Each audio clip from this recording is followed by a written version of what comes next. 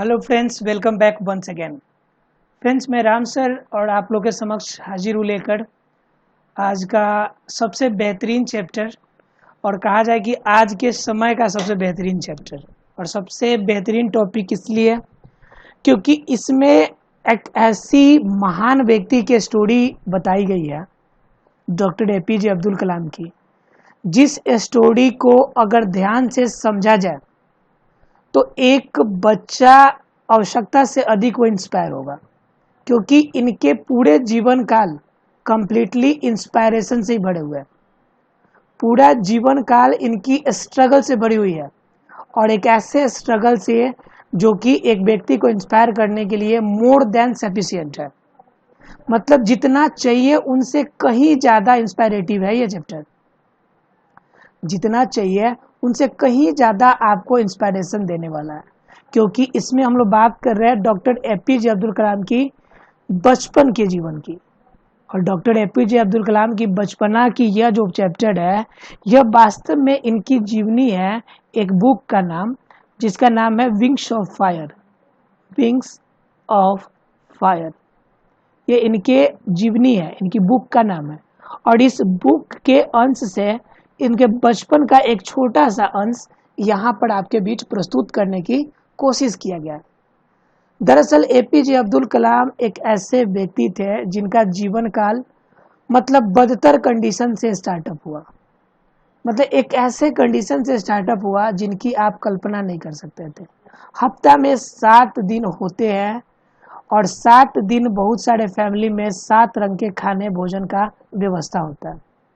लेकिन इनके जीवन में वह 7 दिन में कितने दिन तक वो भोजन कर पाएंगे, इसका भी उनके पास कोई भरोसा नहीं रहता था। 4 दिन, 2 दिन, 3 दिन, कितना दिन इन्हें भोजन मिल पाएगा, इनका भी आसान नहीं रहता था। इनकी फैमिली उस कठिन दौर से गुजरी है, जिस दौर में एक 6 साल 7 साल का बच्चा ने रोड पर से जो आप लोग खाते हैं इमली के बीजों को इकट्ठा करके बेचने का काम किया हो। जिस बच्चे ने अपने जीवन में पढ़ने के उम्र में न्यूज़पेपर बेचा हो, उस बच्चे के महान बनने के और एक बड़े साइंटिस्ट बनने की स्टोरी है ये। तो समझ सकते हैं कि कितना इंस्पायरेटिव स्टोरी है। इस इंस्पायरेशन को समझने का एक ही तरीका है कि आप इनके जीवनी को समझें, और एक बार आप महसूस करें कि आपके पास जो साधन अवेलेबल है, क्या उनसे ज़्यादा साधन एपीजे अब्दुल कलाम के पास था? क्या आप आज जो बहाने बनाते हैं कि मुझे ये चीज़ नहीं है, इसकी वजह से मेरी पढ़ाई डिस्टर्ब हो रही है, तो क्या वो साधन एपीजे अब्दुल कलाम के पास था जो उतने महान बने हो? क्या वो मार्गदर्शन, क्या वो चीज़ें आपके पास अवेलेबल नहीं है जो आपका एपीजे अब्दुल कलाम के पास था? जब वो उतने ब्रिलियंट उतने कम संसाधनों से हो सकते हैं, तो आपके पास तो बहुत सारे संसाधन हैं। तो फिर आप महान, आप एक अच्छे व्यक्ति, एक अच्छा इंसान क्यों नहीं बन सकते? एक ऐसे इंसान जिन्होंने निर्विरोध, मतलब ये राष्ट्रपति के लिए खड़े हुए तो इनके अगेंस्ट में कोई खड़ा नहीं हुआ कि भाई इतने महान आदमी है, इनके विरोध में मैं राष्ट्रपति बनने की जिज्ञासा कैसे जागृत कर सकता हूँ? ये तो खुद ही उस लायक है। तो बताइए, एक ऐसे निर्विरोध राष्ट्रपति के रूप में, एक साइंटिस्ट के रूप में, एक मतलब कॉलेज के एक मतलब कि हेड ऑफ डिपार्टमेंट के रूप में ऐसे व्यक्ति रहने वाले व्यक्ति को जीवन काल इतने दर्द बड़े, दुख बड़े कहानियों से बढ़ा हुआ है। आप समझ सकते हैं, आप अंदाजा नहीं लगा सकते भाई कि कितनी ज़्यादा समस्या का सामना इन्होंने किया है। इन सभी की बातें हम लोग जानेंगे इनके स्टोरी में। दिल थाम के बैठिए, जरूर कुछ खास मिलने वाला है इस चैप्टर में। चलिए बिना लेट किए हुए स्टार्ट करते हैं एपीजे अब्दुल कलाम की प्यारी सी स्टोरी। कह रहा है डॉक्टर एपीजे अब्दुल कलाम। पहले इनके बारे में थोड़ा सा ब्रीफ जानने की कोशिश करते हैं। Doctor APJ Abdul Kalam was born in 1931। इनका जन्म, अर्थात कि एपीजे अब्दुल कलाम का जन्म 1931 को हुआ था। He specialized in aeronautical engineering from Madras institute of technology. वह एरोनॉटिकल इंजीनियरिंग किए थे, अर्थात कि अंतरिक्ष वाले जो इंजीनियरिंग होती है एरोनॉटिकल वायुयान की, वह इंजीनियरिंग किए थे मद्रास इंस्टीट्यूट ऑफ टेक्नोलॉजी से। ठीक है। आफ्टर कह रहा है आफ्टर वर्किंग फॉर 2 डिकेड्स इन इसरो। ठीक है, वो कह रहा है कि लगभग 2 डिकेड्स तक, एक डिकेड्स में 10 साल और 2 डिकेड्स की बात की जाए तो कितना साल टोटल? टोटल 20 साल। तो कह रहा है आफ्टर वर्किंग फॉर 2 डिकेड्स इन इसरो, यानी कि इंडियन स्पेस रिसर्च ऑर्गेनाइजेशन। ठीक है, भारत का अंतरिक्ष क्षेत्र जहाँ पे रिसर्च किए जाते हैं उसमें इन्होंने 20 वर्षों तक काम किया। And mastering launch vehicles technologies, doctor Kalam took up the responsibility of developing indigenous guided missile at the Defense Research and Development Program। कह रहा है कि डिफेंस रिसर्च और डेवलपमेंट प्रोग्राम के लिए इन्होंने इंडिजीनियस स्वदेशी इन्होंने आपका गाइडेड मिसाइल बनाने का काम किया। मतलब इसरो में रहे, उसके बाद इन्होंने अपनी एक टेक्नोलॉजी की मास्टरी की और उन्होंने एक ऐसे मिसाइल तैयार किया जो हमारे डीआरडीओ ऑफिस के लिए एक बहुत बड़ी उपलब्धि थी। मतलब क्या हमारे रक्षा अनुसंधान क्षेत्र के लिए एक बहुत बड़ी उपलब्धि थी। He was responsible for building indigenous capability and critical technologies through networking of multiple institutions, development and operationalisation of Prithvi and अग्नि मिसाइल्स। कह रहा है कि ही वॉज रिस्पॉन्सिबल फॉर, वो जिम्मेवार थे बिल्डिंग इंडिजीनियस कैपेबिलिटी, मतलब स्वदेशी क्षमता को बढ़ाने के रूप में, एंड क्रिटिकल टेक्नोलॉजीज, मतलब कि एक ऐसे तकनीक को विकसित करने में जिनका आप अंदाजा नहीं लगा सकते, through networking of multiple institutions, through networking of multiple institution, अलग अलग इंस्टीट्यूशन के नेटवर्किंग अर्थात कि जोड़कर सबको इन्होंने नई टेक्नोलॉजी प्रस्तुत करने की कोशिश करी और वह टेक्नोलॉजी अपनी स्वदेशी रूप में विकसित करने की कोशिश करी। वो कही कि हमें सामान खरीदने के लिए हमारे पास जब रॉ आइटम्स है तो हमारा इंस्टीट्यूट इतना डेवलपमेंट होगा, हमारा कंट्री इतना डेवलपमेंट होगा कि हमें मिसाइल खरीदने के लिए विदेशों में जाने की आवश्यकता नहीं पड़ेगी। हम लोग जो मिसाइल यूज करेंगे वो विदेशी मिसाइल नहीं, हमारा खुद का बना हुआ हमारा अपना मिसाइल होगा। इनका ये लक्ष्य था। फ्रॉम जुलाई 1992 कह रहा है from July 1992 to December 99 he was appointed scientific adviser to defence minister and was secretary department of defence research and development from July 1992 December 1999। ये कह रहे दोनों कंडीशन अपनाया, यानी कि 1992 से लेकर 99 तक ये क्या बने, पहले नंबर तो एडवाइजर बने, आपका एडवाइजर बने। कहाँ पे एडवाइजर बने? तो कह रहा है scientific adviser to defence minister, यानी कि आपका रक्षा मंत्रालय में क्या बने, रक्षा मंत्रालय में एडवाइजर बने। रक्षा मंत्रालय में क्या बने, एडवाइजर बने।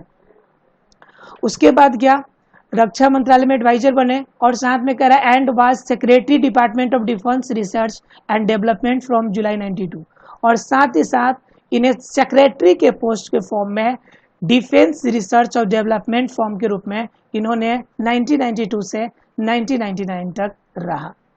उसके बाद कह रहा है पोखरण सेकेंड, उसके बाद जो इनका सबसे बड़ी उपलब्धि पोखरण सेकेंड न्यूक्लियर टेस्ट, यानी कि पोखरण 2 जो नाभिकीय आपका जांच जो हुआ, नाभिकीय जो टेस्ट हुआ, नाभिक आपका जो परमाणु आपका जो बम है उनका जो न्यूक्लियर टेस्ट हुआ, which made India a nuclear weapon state, जो भारत को परमाणु ऊर्जा वाला एक देश बनाया, वाज कैरिड अंडर हिम, वह मिसाइल वह परीक्षण सिर्फ और सिर्फ किनके आपके देख रेख में हुआ, तो ये हुआ था अब्दुल कलाम के देख रेख में। He took up academics as a professor of technology and societal transformation in Anna university Chennai in 2001।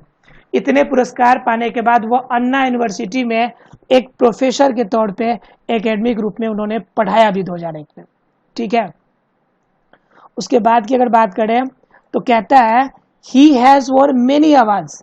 जब इतनी क्वालिटी कोई रखेगा तो उनके पास आवाज़ की लाइन तो लगेगी लगेगी।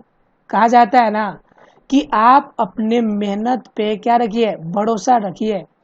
आप अपने मेहनत पे भरोसा रखिए और ईमानदारी से मेहनत कीजिए। आपकी जो कामयाबी है वह खुद आपके पीछे झक मारती हुई आएगी। कहने का मतलब क्या है कि इन्होंने इतने अच्छे काम किए हैं तो अवार्ड्स तो इनका पीछा करते हुए इनके पास पहुंचेंगे ही कि भाई मुझे ले लो, मुझे अपने पास रख लो। भाई अवार्ड्स तो उसी के पीछे भागेंगे ना जिन्होंने मेहनत किया हो। जो आपके क्या कहते हैं कि सामने में बैठकर सिर्फ जो सपने देखेगा वह ऊंचाइयों को कैसे प्राप्त करेगा। किसी विचारक ने बड़ी अच्छी बात कही है कि यूं बैठकर आसमान ना देख, यूं बैठकर आसमान ना देख, पंख खोल क्योंकि ये जमाना उड़ान देखता है। कि बैठकर आपको आसमान देखने से कुछ नहीं होगा, आप अपनी भी पंख खोलिए क्योंकि ये जमाना है, ये दुनिया है, आपकी उड़ान देखती है कि आप कितनी लंबी कितनी ऊंची उड़ान उड़ सकते हैं। वही कह रहा है कि he has won many awards, बहुत सारे उनके पुरस्कार मिले इंक्लूडिंग, जिनमें शामिल था पद्मा भूषण 1981 में मिला, द पद्मा विभूषण 1990 में मिला एंड द भारत रत्न, भारत रत्न जो भारत का सबसे बड़ा सिविलियन अवार्ड है वह 1997 में इन्हें दिया गया। He became the 11th president of India. वह इतना ही नहीं, वह भारत के 11वें राष्ट्रपति के रूप में भी चुने गए ऑन 25 जुलाई 2002, यानी 25 जुलाई 2002 को एक प्रेसिडेंट के रूप में भी चुने गए and successfully completed his 5-year term as a president of India.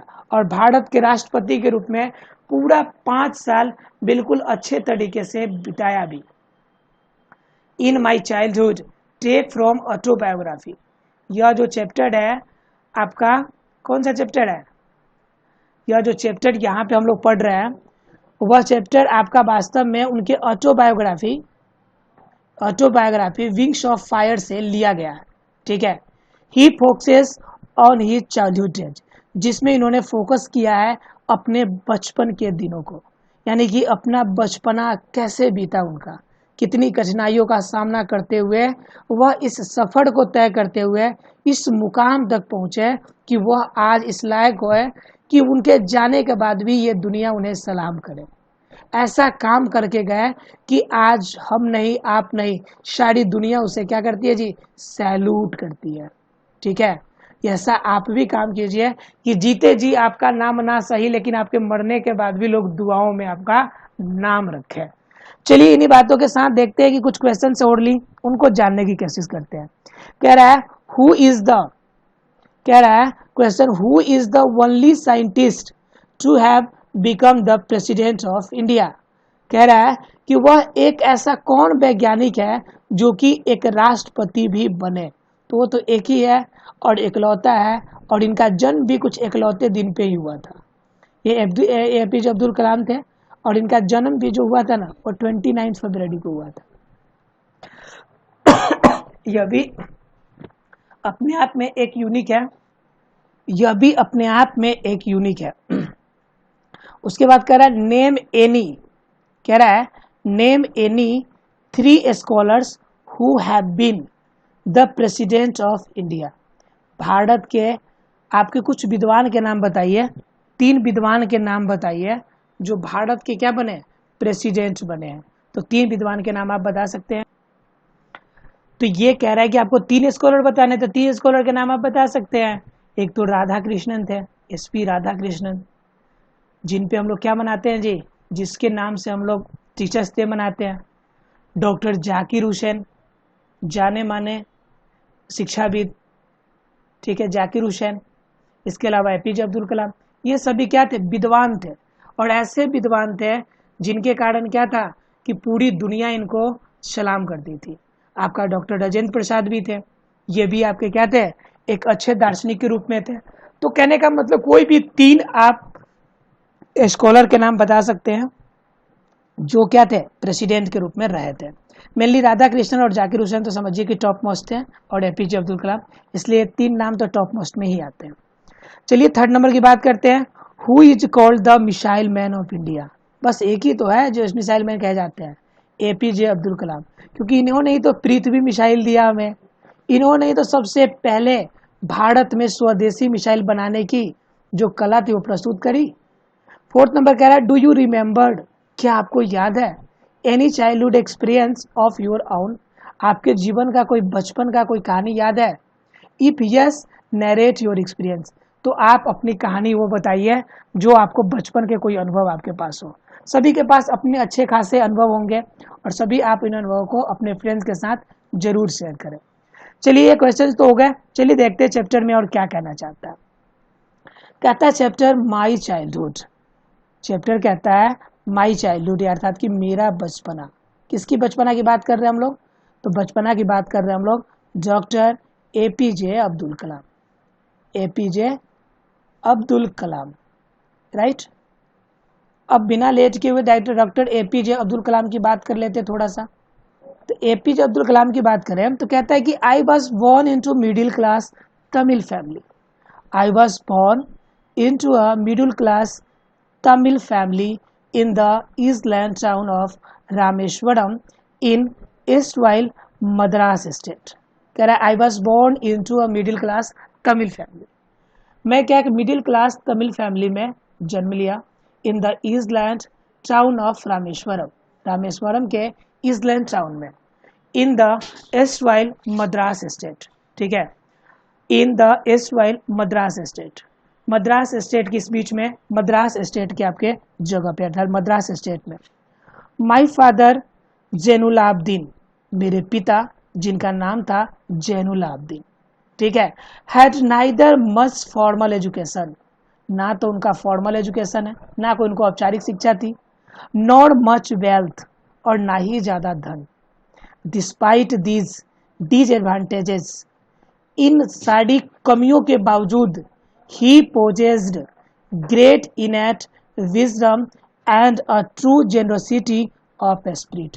कह रहा है कि वो पढ़े लिखे नहीं थे, ये कमी उनमें थी, लेकिन इसके बावजूद भी उनके पास वह ट्रू लगन थी, यानी कि सही मायने में उनकी लगन थी और उनकी बुद्धिमता थी कि वह नए गति के रूप में, नए जीवन के रूप में, किस रूप में इस दुनिया के साथ अपने आप को सामंजस्य बैठाने का वो काम कर सकते हैं। He had an ideal helpmate in my mother, वह मेरी माँ की एक आइडियल हेल्पमेट थी। मतलब क्या? आइडियल हेल्पमेट का मतलब होता है कि वह क्या थे? एक आदर्श सहयोगी के रूप में मेरे माँ के थे। कह रहे आसियामा, उनकी माँ का नाम था Shyama. I do not recall the exact number of people she fed every day, but I am quite certain that far more outsiders ate with us than all the members of our own family put together। क्या कह रहे? इतना मार्मिक बात है कि जिसके बाद सुनने के बाद समझिए कि आपका दिल दहल जाएगा।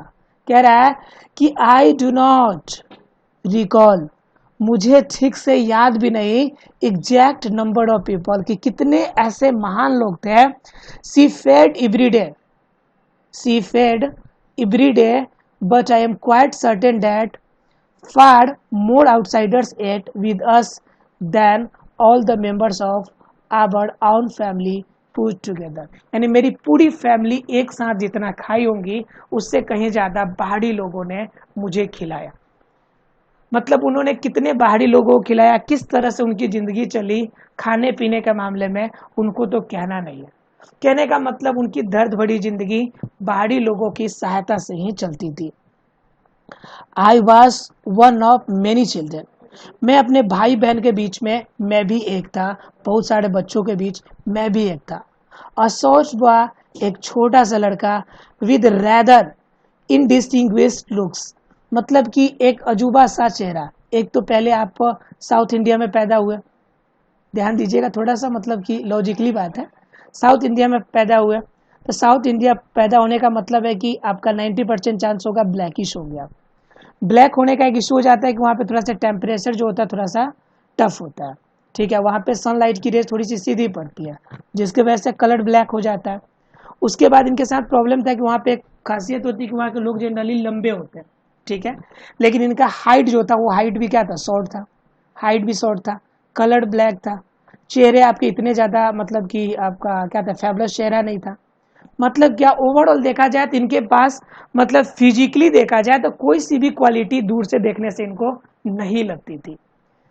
चलिए आगे बात करते हैं। अनडिस्टिंग्विश लुक, मतलब कि ऐसी कोई भी विशेषता विशेष लक्षण दिख ही नहीं रहे थे। कह रहा है born to tall and handsome parents, मतलब कि मैं जन्म लिया हैंडसम पेरेंट्स से, मेरे पापा मम्मी हैंडसम थे लेकिन मैं ही यूनिक पैदा हो गया, ठीक है। We lived in our ancestral house, हम लोग अपने पूर्वजों के घर में यानी कि आपका बपौती घर में रहते थे। Which was built in the middle of the 19th century, जो 19वीं शताब्दी के बीचों बीच बनी थी। 19 के बीच के मतलब क्या हो गया, 1801 से लेकर 1900 के समय को हम लोग क्या बोलते हैं, 19th सेंचुरी। और 18 मिडिल का मतलब क्या हुआ, 1850 के आसपास में ये बना होगा आपका, ठीक है। इट वॉज फेयरली लार्ज पक्का हाउस, क्या था, यह बहुत ही बड़ा पक्का का घर था। Made of limestone and bricks, जो चूना पत्थर और ईंटों से मिलके बना हुआ था। On the mosque street in Rameswaram, Rameswaram के मस्जिद वाली गली में इनका एक पक्का का घर था जो कि आपका क्या था, लाइमस्टोन और ब्रिक से मिलकर बना हुआ था। My austere father used to avoid all the inessential comforts and luxuries. क्या कह रहे हैं, ये कहना चाहते हैं, कह रहे हैं आपका कि माई ऑस्ट्रिया फादर, मेरे मतलब कि बिल्कुल साधारण पिता, ऑस्ट्रिया का मतलब होता है सिंपल, बिल्कुल साधारण, नॉर्मल, तो कह रहे माई ऑस्ट्रिया फादर, मेरे सिंपल साधारण पिता, यूज टू अवॉइड, यानी कि वो जनरली अवॉइड किया करते थे ऑल द इनएसेंशियल कंफर्ट्स, यानी अपने लाइफ के जितने भी इनएसेंशियल कंफर्ट्स थे, जितने भी अनावश्यक उनके सहायता के या फिर अन्य लग्जरीज के जितने भी सामान थे उनको ये क्या करते थे, अवॉइड करते थे, यानी बचना चाहते थे। और क्या, जितने भी उनकी लग्जरीज और जितने कंफर्ट थे उनसे दूर रहना चाहते थे। हाउएवर, इस प्रकार all necessities were provided for in terms of food, और उनके नज़र में जो नेसेसिटी की चीज़ थी वह क्या थी, फूड थी, मेडिसिन थी और क्लॉथ्स थे। उनके नेसेसिटी के रूप में यानी आवश्यक चीज़ों के रूप में क्या आते थे, भोजन, मेडिसिन और क्लॉथ्स। इन फैक्ट, वास्तव में I would say mine was a very secure childhood, कह रहा है कि I would say mine was a very secure childhood, मैं कह सकता हूं कि मेरा जो बचपना था काफी सुरक्षित तरीके से बीता, बोथ मटेरियली एंड इमोशनली, यानी दोनों कंडीशन से हमारा जीवन सिक्योर यानी कि एक तरह से संकुचित रूप में बीता। मटेरियली इसलिए क्योंकि आपका जितने भी आर्टिफिशियल थिंग्स से रिक्वायरमेंट की वो चीज़ें इनके पास अवेलेबल नहीं होती थी, कम होती थी। इमोशनली इसलिए क्योंकि जब दर्द भरी जिंदगी होगी तो इमोशनली आपके साथ कमी होगी, तो इमोशनली और आर्टिफिशियली इनके पास क्या थे, ये दोनों तरह के आपके इसकी बचपना में दोनों तरफ का प्रॉपर इन्हें सम्मेलन प्राप्त हुआ है। उसके बाद कह रहा है कि the second world war broke out in 1939, second world वार जो कि शुरुआत हो गई 1939 में। सेकेंड वर्ल्ड वार पता होगा आप लोग को, 1939 से लेकर 1945 के बीच में हुआ था सेकेंड वर्ल्ड वार, राइट। तो कह रहा है कि ये 1939 में सेकेंड वर्ल्ड वार निकला। When I was 8 years old, उस समय में कितने साल का था, 8 साल का था, ठीक है। For reasons I have never been able to understand a sudden demand for tamarind seeds erupted in the market, मैं ये समझ में नहीं पा रहा था कि वास्तव में उस कंडीशन में इमली का बीज का मार्केट में ज़्यादा डिमांड कैसे बढ़ गया, यानी कि इमली के बीज का डिमांड मार्केट में ज़्यादा कैसे बढ़ गया ये हमें समझ में नहीं आ रहा था।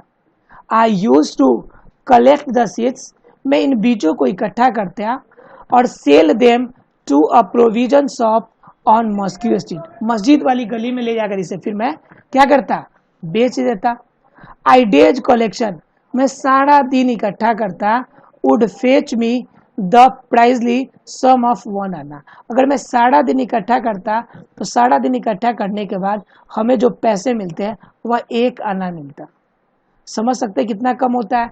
1 आना समझिए कि आपका 25 पैसा 25 आने के बराबर, 1 आना 1 पैसे के बराबर समझिए, सीधा बात है। माफ कीजिएगा, 1 अन्ना जो होता है, 1 आना 25 पैसे के बराबर 4 आना, 25 पैसे के बराबर 4 आना, और 16 आना का मतलब होता है 1 रुपए। ध्यान समझिएगा, 16 आना का मतलब होता है 1 रुपए। 1 रुपए में कितना आना? 16 रुपए। मतलब 16 आना में 1 रुपए, मतलब कि उससे क्या मिलता है? 1 आना मिलता है। 1 आना का मतलब हुआ 1 रुपए का 16वां हिस्सा। मतलब 1 रुपए इसे प्राप्त करने के लिए 16 दिनों तक लगातार ये अगर बीनेंगे, इकट्ठा करेंगे इन बीजों को और बेचेंगे, तो 16 दिन में जाकर 1 रुपए इसे मिलेंगे। तो समझ सकते हैं कि कितना मतलब मेहनत करने के बाद कितना कम उन्हें पैसे मिलते थे। हालांकि 1 आना का महत्व उस समय बहुत ज़्यादा होगा, क्योंकि ये बात कब की हो रही है? 1939 टू 1945, यानी 1939 का मतलब हो गया कि अभी से लगभग कितना साल पहले की बात हो रही है? तो 61 साल उधर हो गया और 23 साल इधर हो गया, तो कितने साल हो गए आपके? टोटल हो गए आपके लगभग 84 ईयर्स, यानी कि 84 साल पहले की बात हो रही है। तो बहुत महत्व रहा होगा। उसके बाद क्या कह रहा है कि my brother in law Jainulabdeen, मेरे जो ब्रदर इन लॉ थे जिनका नाम जैनुलाब्दीन थे। ब्रदर इन लॉ का मतलब क्या? रिश्ते में भाई लगना। रिश्ते में भाई लगना कोई हो सकते हैं।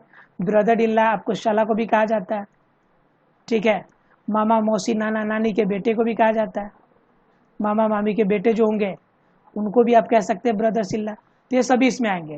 वुड टेल मी स्टोरीज, वो मुझे कहानी सुनाया करते थे, ठीक है। About the word which I would later attempt to trace in the headlines of Dinamani, ठीक है। उसके बाद क्या कह रहे हैं कि मैं पहले तो इससे उनसे समझता था, उसके बाद मुझे पढ़ने को मिला या मुझे जानने को मिला किस पे? हेडलाइन के रूप में, जो पेपर न्यूज़पेपर के हेडलाइंस होते हैं उनमें मुझे देखने को मिला। आवर एरिया, मेरा जो क्षेत्र था, बीइंग आइसोलेटेड, वह क्षेत्र बिल्कुल बचा हुआ था, सेफ था, was completely unaffected by the word, उस वार से हमारा जो क्षेत्र था बिल्कुल बचा हुआ था।